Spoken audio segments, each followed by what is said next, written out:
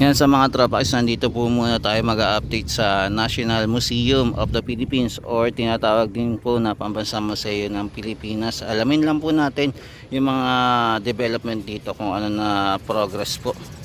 Ayan, katulad na lang po yung mga wall, yung mga gate, saka po yung mga daanan po dito na ginagawa mismo sa area po ng National Museum na gagayahin daw po ang Burnham Plan.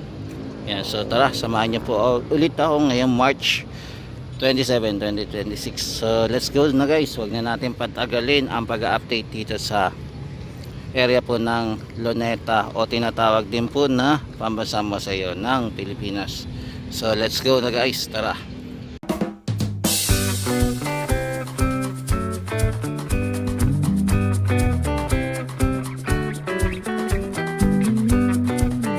Yan, dito po ang una pong natapos na gate po dito sa area po ng ating National Museum. Ito pong papunta po sa Luneta Park. Ayan po yung una po nilang natapos. Tapos sumunod naman po doon sa kabila. Yung kulay po ng ating museo ay napakasimple lang. Halos mapapansin po natin ay puro lang po siya kulay puti yung kulay. Ayan, di bali mala old. Yan, mga classic po yung building dito, panahon pa po ng American colony ito mga building. Tapos ito pinalawak na po yung area. Yan, dati po ito parte po ng Rizal Park, so meron din po dito na mapa before, pero ngayon binago po nila, so ito na po yung naging itsura nya. Yan, tapos makikita din po natin yung famous na building na nakatapat po dito sa ating pasyalan.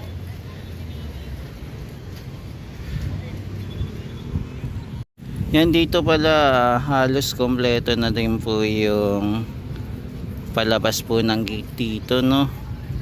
Yan, dito naman po ito, malapit naman po sa area po ng Finance Road at saka Maria Orosa, yan, street.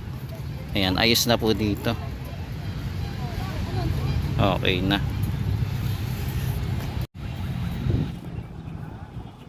Yan, dito naman po sa part na to, malapit naman po sa National Museum of Anthropology. Ongoing pa rin po yung construction dito naman. Ayan, may mga inaayos pa rin po. Yan, yung walkway po dito ay malapit lang po sa building po ng National Museum of Anthropology.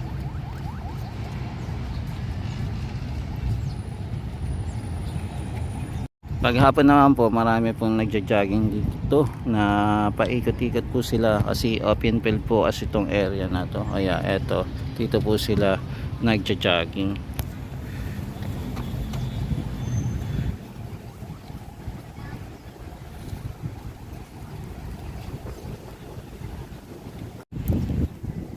Yan, meron din po silang hinuhukay-hukay pa dito, mga tropa hits.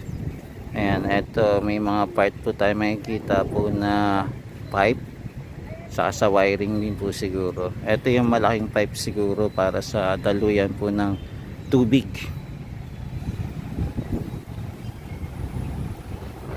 Ayan, malamig pa ang simoy ng hangin dito. Dito naman po itatayo naman po yung ating Rizal Exhibition Hall.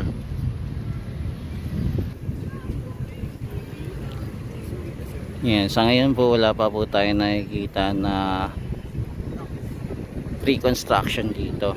Kaya abangan natin kung kailan po nila sisimulan at kung kailan po lalabas yung budget para simulan po ang Rizal Exhibition Hall.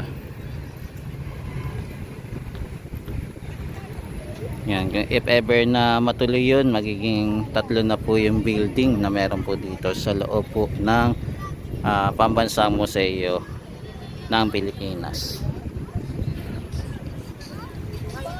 Yan, tingnan naman po natin yung wall kung kamusta na, kung hanggang saan na po inabot ng wall o kung may gate na rin po bukas dito sa area na to. Dito po sa harap naman po ng Top Avenue.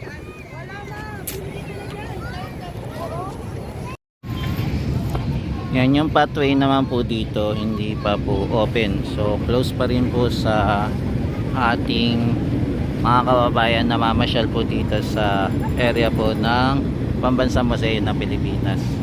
Yan, mapapansin din po pala natin na dumadaan din po ang ating LRT. Ayan, LRT1, sorry po. Hindi po pala siya MRT, LRT1. Ayan. So ito po yung unang LRT na nagawa po sa panahon naman po ni Senior. So ito, silipin na po natin itong plant box na ginawa at naidugtong na po papunta na po ng Calao. Nandito na po tayo sa may gate naman ng Pambansang Museo ng Pilipinas. Etong gate naman po ay malapit naman po sa area po ng yan, Top Avenue. Tara, ikot na tayo, tignan natin kung okay na din po doon sa area po ng Calao etong plant box na ginawa.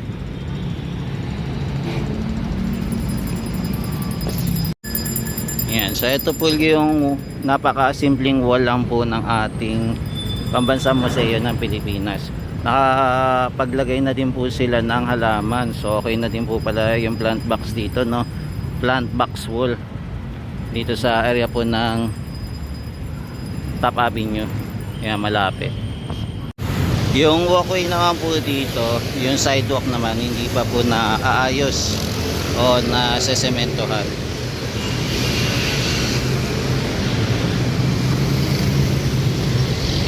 Ito po yung kahabaan po ng wall o plant box po dito sa area po ng Top Avenue.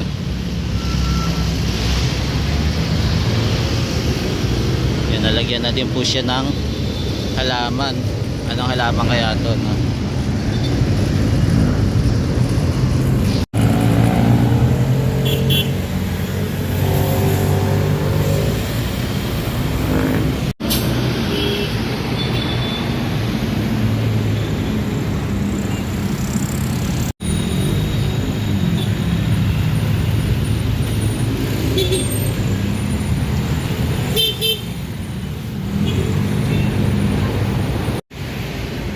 Yung ating lumang waiting shed po nandito pa rin naman, hindi pa po siya natatanggal.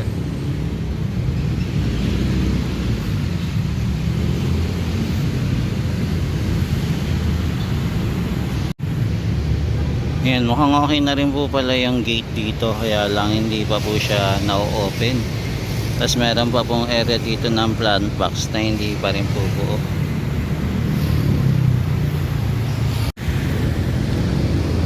Yan, so ito po yung makikita natin, hindi pa po siya kompleto. So yung nag-update tayo, almost same pa rin, hindi pa rin po natanggal etong yung waiting shed na ginawa dito sa area. So same pa rin. Yan, hindi pa po kompleto para ma-open na po, no? Yung gate naman dito sa kabila, malapit po sa Calao.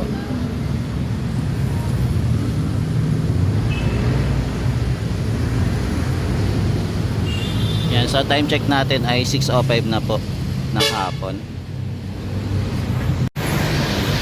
Itong mga bakod na to nandito pa rin, mga tropa kids. Yan, sarado pa rin po yung gate dito. Yan, makikita nyo po yung corrugated metal pins, hindi pa rin po tinatanggal.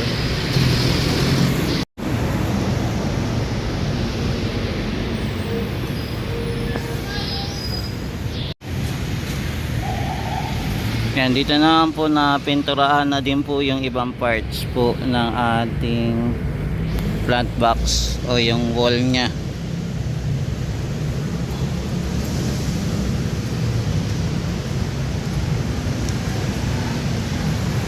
Yan, so kulay puti pa rin, pero dito medyo hindi pa po siya maayos, no?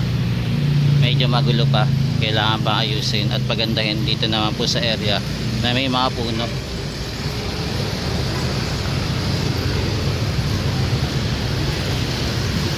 Yan, ito naman po yung malapit na papunta sa Calao. Yan, nakikita pa rin po natin yung corrugated metal pins pa rin po. Yan dito po sarado pa rin, no? Hindi pa rin siya tapos. Ngayon po ay March na rin, no? Parang huling update ko ata dito. Yan, last update natin dito ay February 5 po mga kababayan. Pero ito pa rin po yung itsura nya. Hindi pa rin po natanggal yung bakod. Yan, ito po yung top avenue naman. Papunta naman po ito ng Baclaran. Tapos ito naman po yung kanto na to ay Calao Avenue.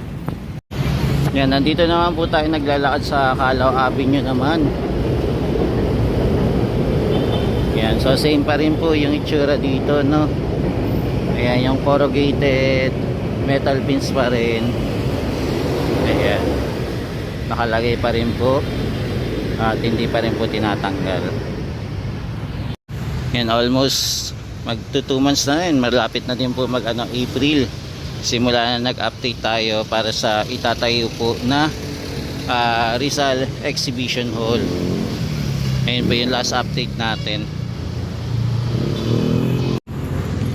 Yan, gumagawa din po pala sila ng drainage system dito. Parang bagong hukay ito, mga kababayan. Yan, sa may mga inaayos pa dito sa area pa rin.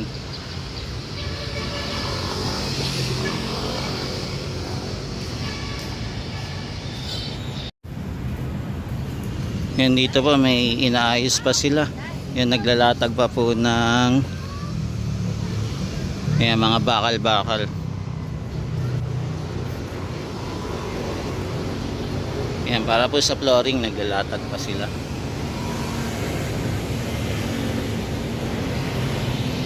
Yan, tapos yung wall naman po dito okay na pala.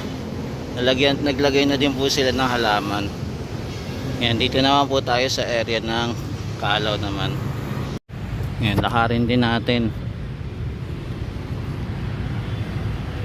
Yan, silipin natin bago gumabi. Ito po yung malapit po sa area po ng National Museum of Natural History. Yan, Calao Avenue po. Yan, malayo-layo na rin po pala yung natapos nila dito sa area. Para dito po sa wall with plant box. Yan, naglagay na din po sila ng ating mga halaman, mga tropa. Yan, medyo gumagabi na rin. Kaya bago magabi kailangan matapos natin itong pag-iikot, pag-update dito sa area po ng National Museum o Pambansang Museo ng Pilipinas.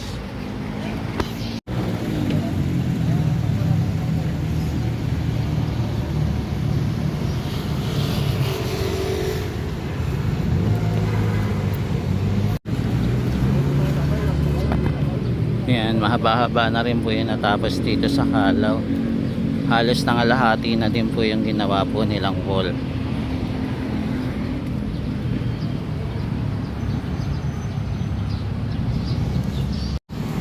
Yan, bali dito po naputol yung ating wall.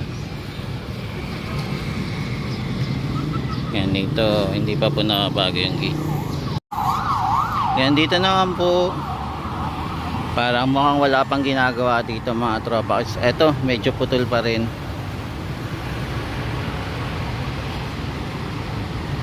Yan, meron na po silang nagawang wall. Yan, kaya lang hindi pa po kompleto. Yan, parang pre-construction pa lang po, no? Etong wall na ginagawa dito, hindi pa buo.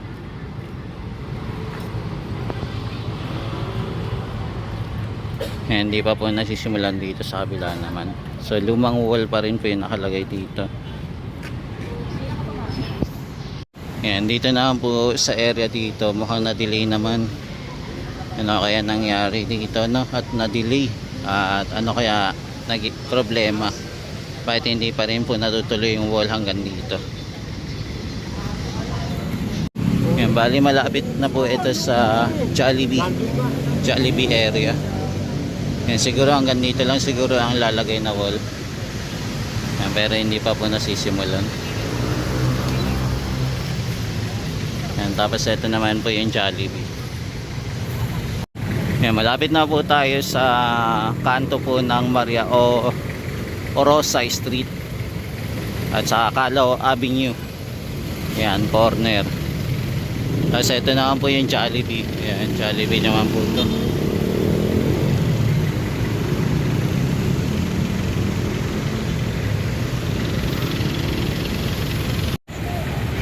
Yan, so ito po yung Calao Avenue at saka Maria Orosa Street.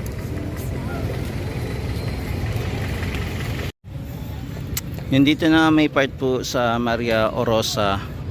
Yan, hindi pa po kompleto yung wall. Mukhang natenga po, no? Yan, no, kaya yung rason bakit hindi nako-kompleto agad yung mga project na to. Dapat meron po silang deadline kung hanggang kailan lang po dapat nila matapos itong project na to. Yan, so ang ngayon po ay 2026 na, tapos April na, pero hindi pa rin natin nakikita yung pagbabago dito sa area po ng Maria Orosa Street. Yan, sa bali yan dito po sa area nakatenga pa po. Yan, nakikita nyo pa po yung ano, no, may harang pa rin, may corrugated metal pins at saka itong ating yung scaffolding. Yan, pero dito po okay na rin naman itong gate na to. Yan, ayos na siya. Tapos dito naman po sa kabila naman po yung papunta naman po ng Luneta Park naman.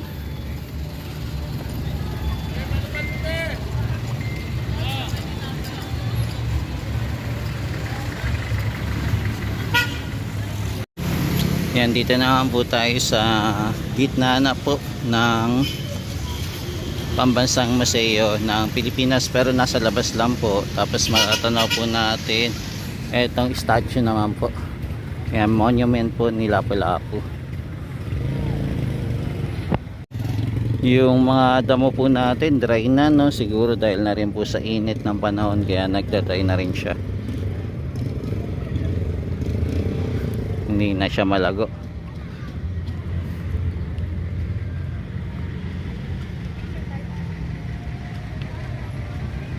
Yan, ito naman po yung nasa labas naman po ng Pambansang Museo ng Pilipinas.